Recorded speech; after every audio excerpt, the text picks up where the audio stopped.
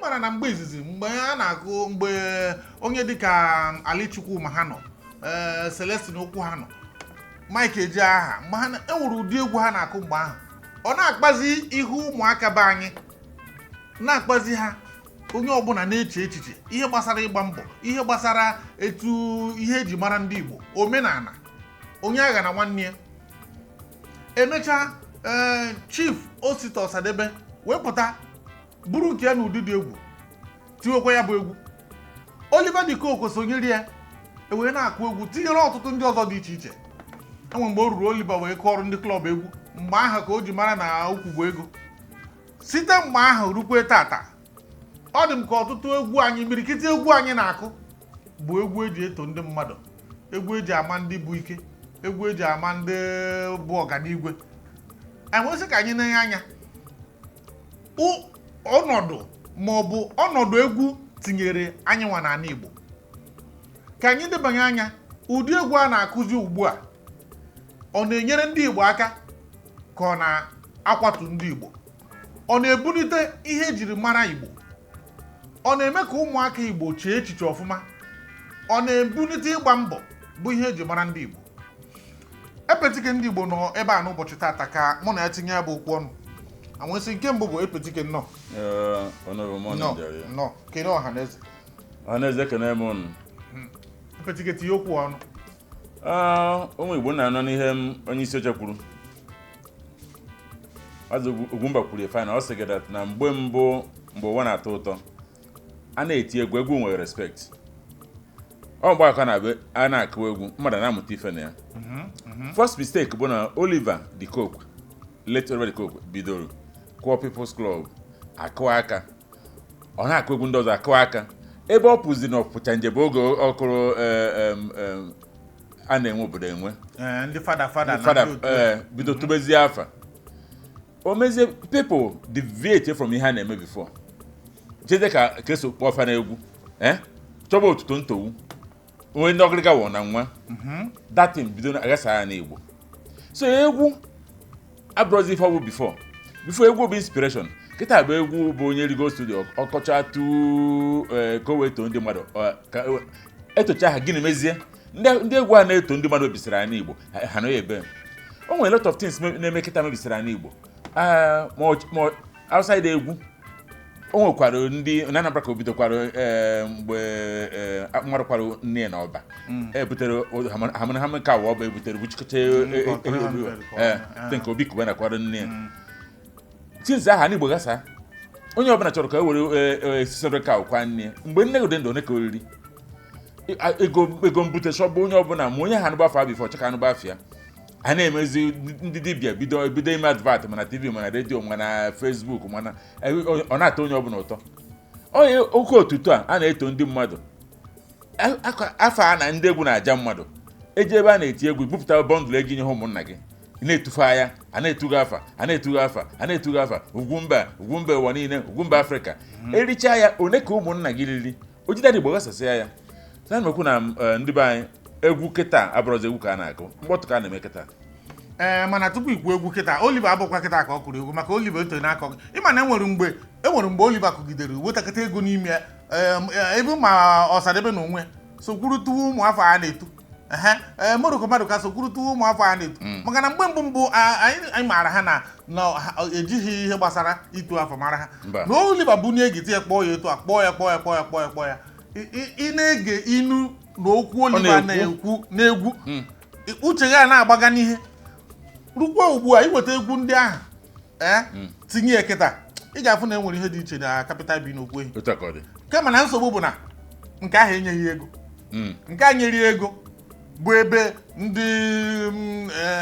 mmadụ ndị na-ebute ego dịka anyị kwuru ndị agha a na-eto ha na-ebute n'ego na ha na-achị jegara m n'efere bụ n'ụka gara ọfụma ọ bụrụ na agha nyeghị ya ihe na ahụ ikekwa agụụ kara igbu Oliver ọkụchi egwu ahụ nwụọ na-agba ha ma ofu ụgbọala mana ewe n'iwu mgbe ọ nwụrụ akụ ya o juru ụkpa enweghị na onye akụozu mkpa bụ okwu o melitere nke mgbe o melitere mana ọ dị ka agụ ugburu ya etu nwaanyị si wee kwu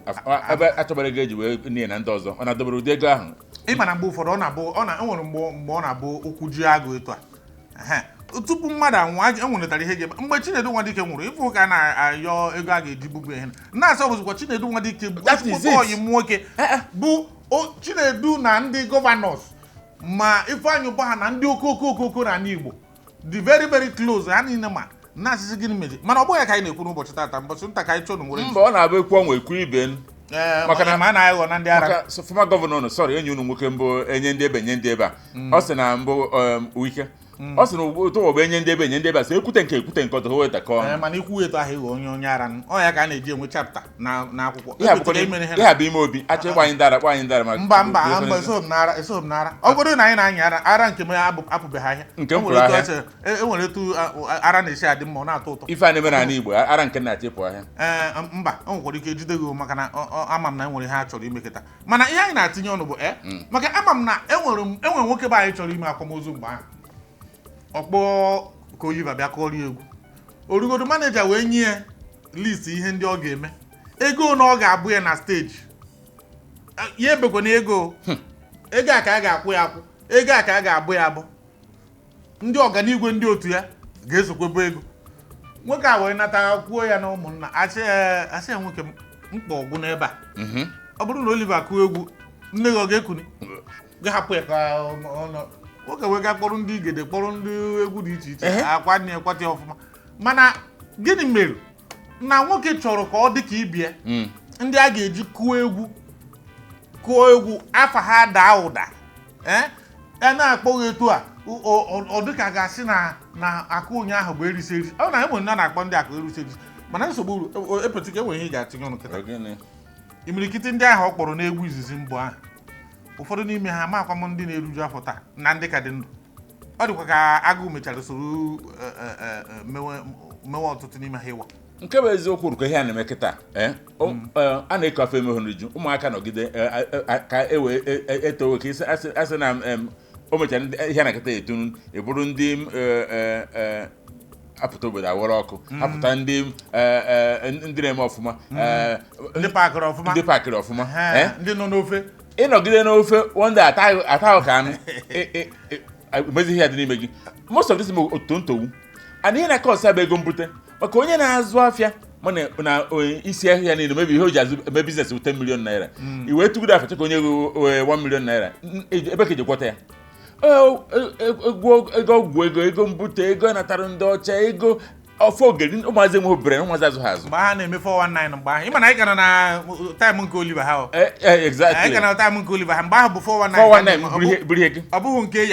Yahoo Plus kịta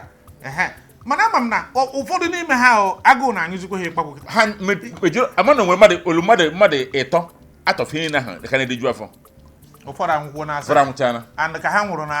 emeghekwuru ha ụmụ ihe na mmọnwụ ịgazie na ma ndị People's Club bụ ndị bidoro ya maka dịka anyị ma People's Club bụ ndị mgbe ha kunitere ha bịara mụọ ọtụtụ ihe n'ala Igbo bụ ihe ọma ebe ọ bụla ị ga n'ala Igbo ifu ebe ha asị People's Club House ndị mmadụ na-enwe olileanya nekwe ndị a sị na ha nwụọna n'agha nekwe ka ha kuniri bịazi na-eme ihe na-emelite obodo ebe ọ bụla asị People's Club ọ na-ada ọ na-ekwo ana ọbịa gazuo ala Igbo niile ọnụ ọ bụ ọsụsọ Anambra ma ọ bụ Imo ọ gara ala Igbo niile ọnụ ịma na mgbe asụsọ Anambra na Imo mana nke emechaziri batazi ịma na nwa ewu na-ata agbara nne ewu na-ata agbara ụmụ ya na-ene anya n'ọnụ kịta ndị dịka anya ka ọzọ bụrụ ndị dịka Chijioke mba na-efu ha ndị a niile na-akụchi egwu kịta abịa na tinyezie ya na siki ọbazie na siki nke bụ na igekwa egwu anya ka ọzọ bụrụ nso nsa n'ụdị etu ọ bụ na ị ga-egwu ka etu ọ na-adị ha na-egekwe because a sị na ha hazi aka ogwu na mana ị ga-ehi oge gị maka na moto ọbụla ị banyere a na-akpọ ya n'ime ya ị na-agafe ị ga-afụ egwu ebe ọbụla bụ egwu anya ka na-ewu mkpọtụ ka a na-eme na a na-akpọ ya ma I don't pay attention because na mkpọtụ ka a na-eme ọha dị define ihe na-eke ọ bụ mebi eto ome nke akọrọ asị na ọha ego ka anyị na-achụ ọgwụ ka anyị na-agwọ ndị gba na-akụ ya a na-akụ aka ịchọ ka nge confession na ọ bụla ego ka anyị na-achụ ọhọmbọ ka a na-agbọ na ọgwụ ka anyị na-agwọ ha na-akụ aka na-agba ya so I don't listen to it any longer because ọ na-ebias mind mmadụ ihe o ji na-abias ụdị nke bụ na mkpụrụ akụrụ akụ n'ime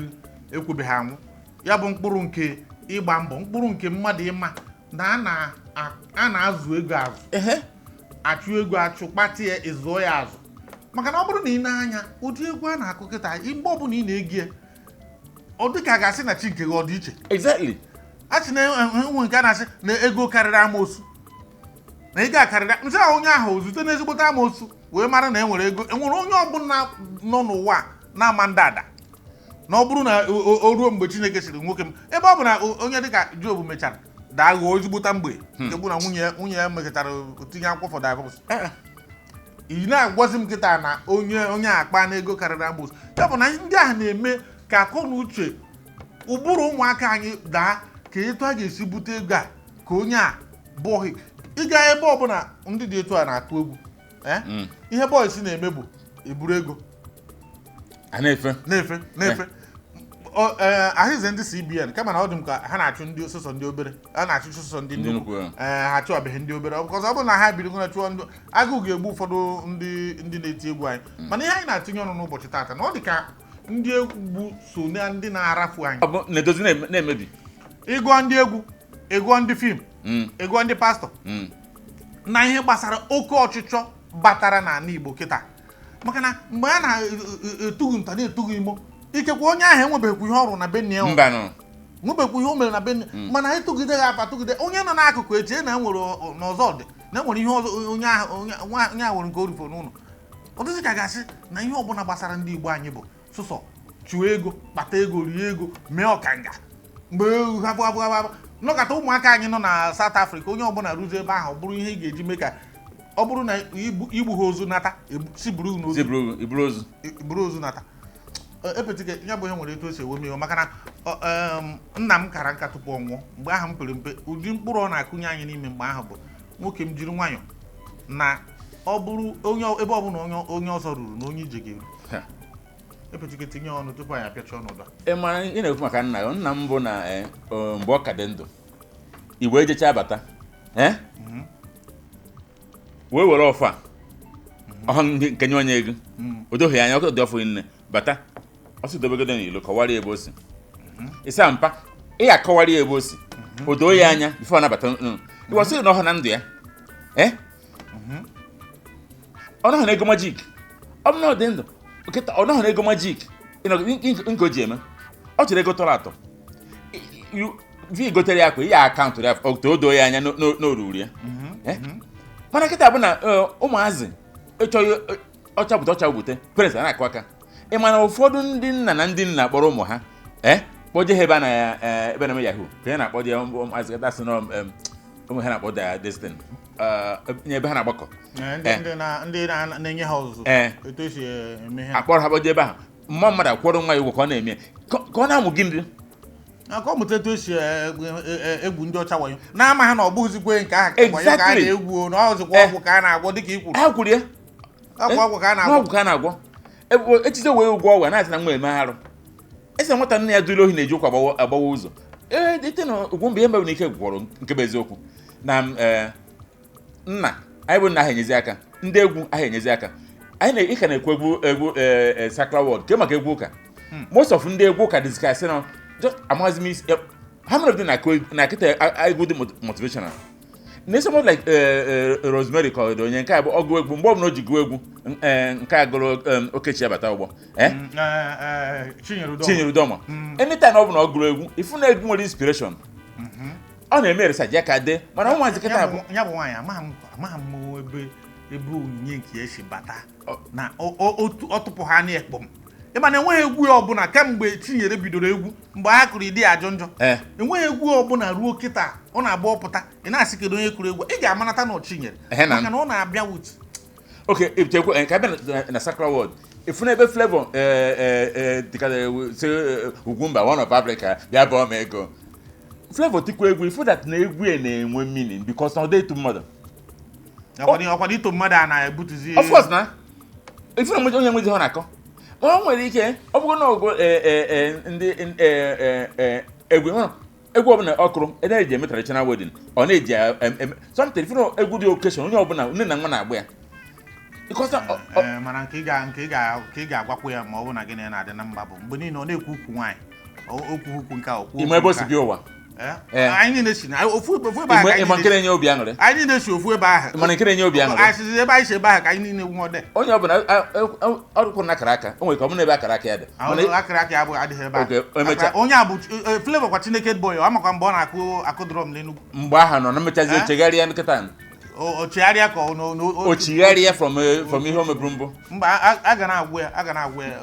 ndị ma Flavor gwa ya na Ugwumba si na nye wetu aka na ihe wetu aka maka ọnụ ahụ o ji akụkwa ihe na ọnụ kata o jiri ya kụọ egwu gospel etu a irota na onye odoghị anya na onye a nwere anointing na Chineke nyere ọkpụkpọ oku kama na ekwensu bịaziri buru ukwu nwaanyị tie ya n'ihu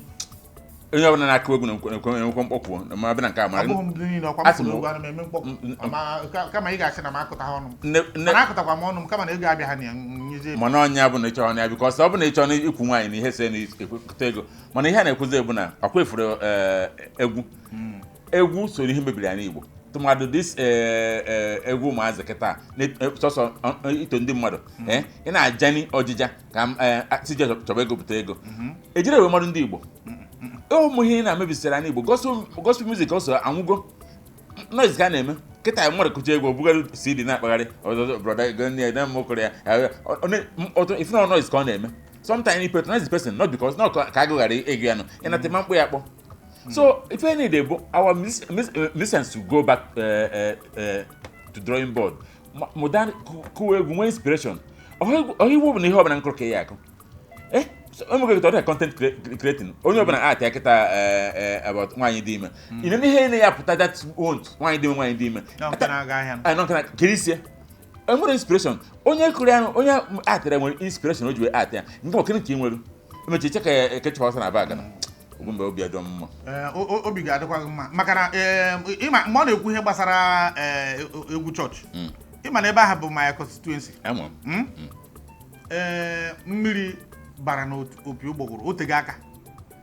ana ihe mere o ji baa n'opi ụgbọgụrụ bụ ego ọ bụrụ na ịma ndị Voice of the Cross mgbe gboo oru n'isi ụtụtụ etu a onye ọbụla bi na ya adị nwere aseti egwu tinye egwu Voice of the Cross ọ bụrụ na ị gaa chọọchị that day ị ga-anọ Chineke nso kema na ha akpataghị ego mgbe ahụ mana ha kpata souls rukwe mgbe ha mechara kụọ that sing along ha kụrụ ọ na-eme ntị mgbe ahụ ka ha nọ weta ego ha ji gbaa ma moto na ihe na mana nke ọzọ a niile na-agọzi anyị jigide m onye nwe Jizọs jigide m jigide m jigide m onye nwe Jizọs mba ịbụkwanụ voice so amaghị m ofu onye asị na Chineke adịghị enye ego etu a ndị pastọ si gwa anyị mgbe ahụ n'ọgụgụ ikperie jiri obi gị ruzie n'eluigwe inye ha anaghị ezigbote ndụ n'ụwa ruo n'eluigwe ihe ọbụla ị chọsiri ime mana mgbe ndị a nọkọtaziri akụwazie ụdị egwu bụ na ịpụta kịta enwere egwu a ga na-akpọ na chọọchị egwu anyị na-akpọ na chọọchị a na-akpọzi ya na klọb efu ka ya na-akpọ ọtụtụ ndị mmadụ na-akpọzi egwu enwere mgbe ọ bịa bido na ịkọ ọnụ onye iro fụrụ m kụja ebido ya ndị iro m chụba ndị na-achụ m mewe nke a anaghị eme na-edivieti until ruo na egwu ụka na amaghịzi ihe egwu ụka na ihe dị iche n'anya na egwu ụwa ka mkpọ ya egwu ndị ụwa Rotokwu kwuru na mbụ na ọzọ mena nsụ gbesịrị ọ bụzikwa ọgwụ ka unu na-agwọ ha ndị egwu ụka ọ bụzikwa egwu ụka ka anyị na-akụ ha ụfọdụ n'ime ha kpatara ego mgbe ahụ na egwu agụụ na-egbuzi ha kịta maka icheke that early 90s mgbe ha bịara uwe ofu ihe ọzọ mere bụ na iruo enwe mgbe a na-efeli na onye ọbụla ga-akụta egwu ụka bụ aba ka osi ndị aba mechaa gwọwara onwe ha ọgwụ kọwa onwe ha ọnụ